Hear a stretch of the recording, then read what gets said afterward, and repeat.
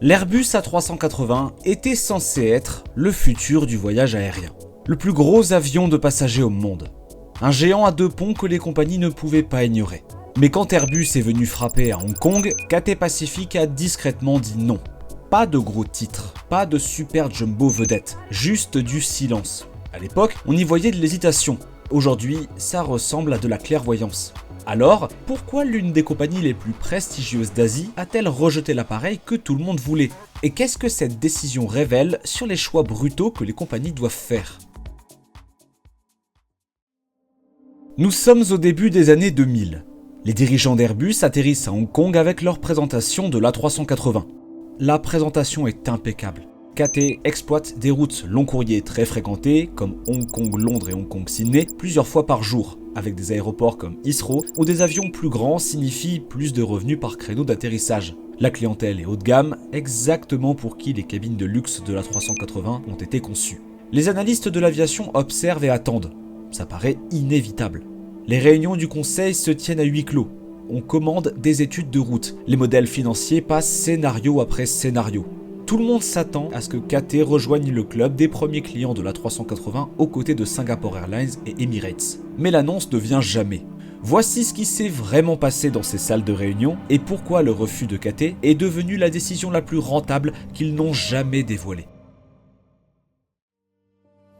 D'abord, Hong Kong n'est pas Dubaï.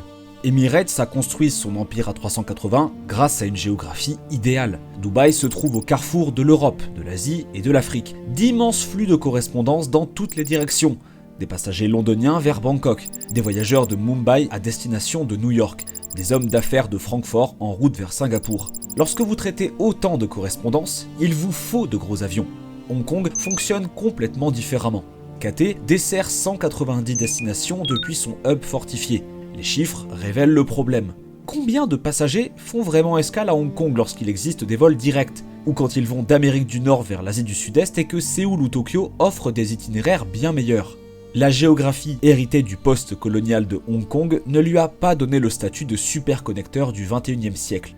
Pour remplir de façon rentable plus de 500 sièges d'A380, il faut soit une demande locale énorme, soit un volume gigantesque de correspondance. Hong Kong a une forte demande locale et une bonne connexion vers la Chine, mais loin d'atteindre les volumes de Dubaï. Les planificateurs de route l'avaient compris, les analystes financiers le confirmaient, mais Airbus a complètement manqué un problème encore plus important.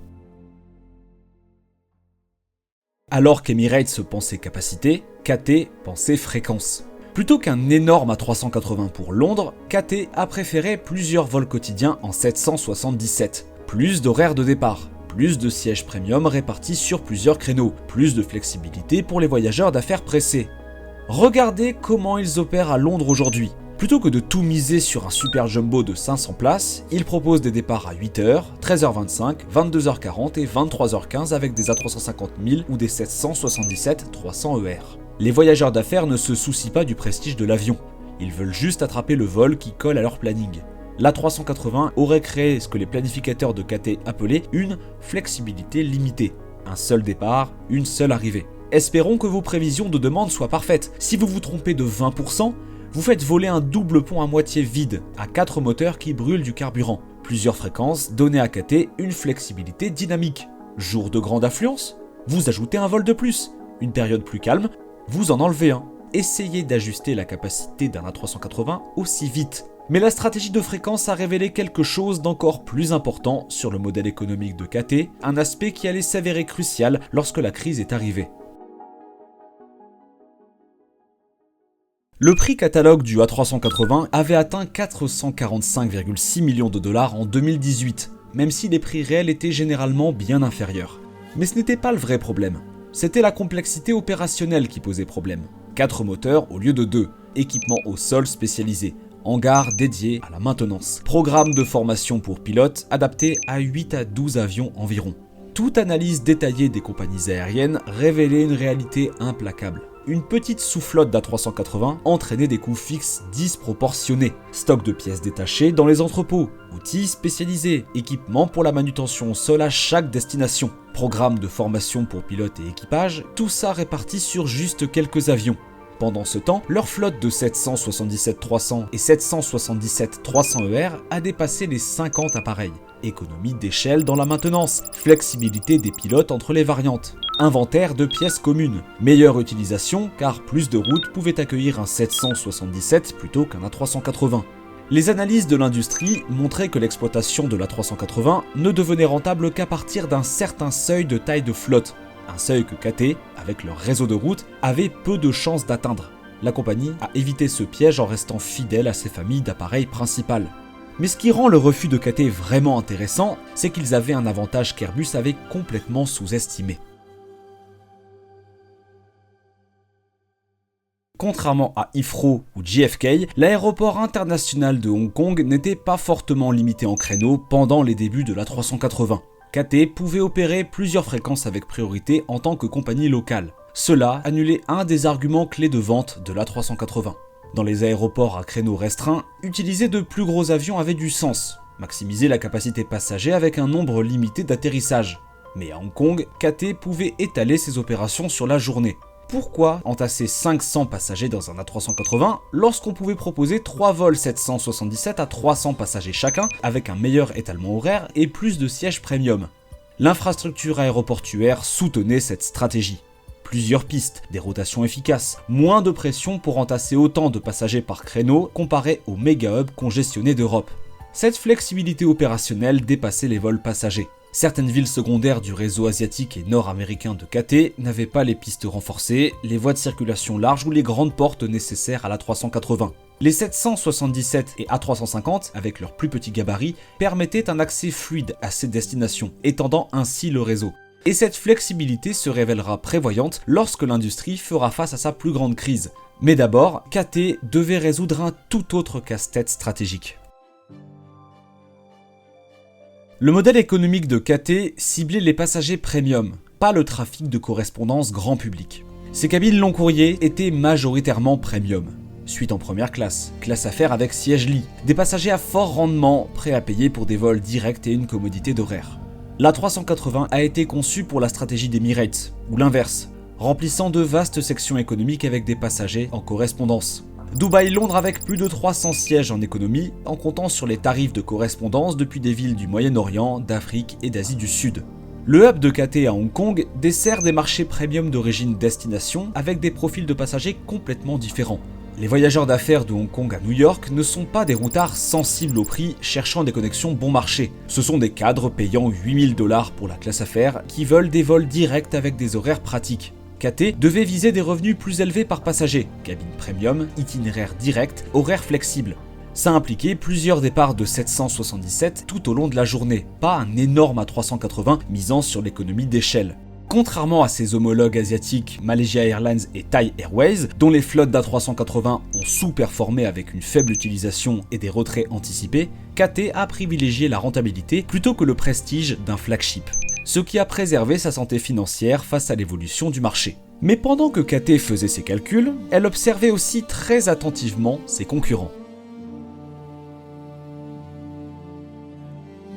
Singapore Airlines a réussi avec l'A380 grâce à l'emplacement stratégique de Changi et à un immense trafic de transfert. Son modèle Hub and Spoke a canalisé les passagers de toute l'Asie du Sud-Est via Singapour vers des destinations long courrier. Emirates a perfectionné l'A380 en le plaçant comme super hub de Dubaï, soutenu par l'État et bénéficiant d'un avantage géographique entre l'Europe, l'Asie et l'Afrique. KT a étudié ces deux modèles et a réalisé quelque chose d'essentiel, ses bases commerciales étaient fondamentalement différentes. Elles ne cherchaient pas à être Emirates ou Singapore Airlines, mais à construire quelque chose d'entièrement nouveau. Airbus pensait que les mégapoles asiatiques exigeraient des avions géants reliant hub à hub, mais KT avait anticipé la montée des voyages point à point et des hubs secondaires où des appareils efficaces comme le 777 et l'A350 répondaient mieux au développement des flux intra-asiatiques et long courriers. Et c'est ainsi que s'est construite l'une des stratégies de flotte les plus réussies de l'histoire de l'aviation. Au lieu des A380, KT a misé à fond sur les avions bimoteurs. Les Boeing 777-300ER sont devenus la colonne vertébrale de ces vols long courriers. Plus tard, ils ont ajouté les Airbus A350-900 et A350-1000 pour plus d'efficacité sur les routes moins fréquentées.